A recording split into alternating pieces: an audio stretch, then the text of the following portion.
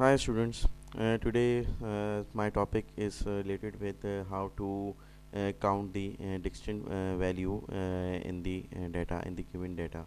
In this tutorial, I will let you know about how to count the distinct value only at the visual side and not on the reporting side. And at reporting side, the procedure is little bit different.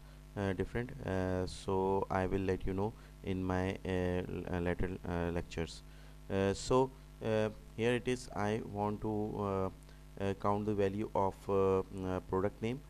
So I will go to the transform first, and then go to the select the all value here, like that product name. And here I want to count the distinct value. After the selection, I will go to this statistical value and go to distinct value, and there is another option of count values, but this is not quite fruitful here, because it will count all the rows here. So I decided to select the count distinct value. Here it is like that.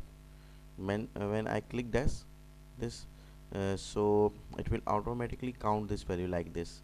This is only visual view, not a report view.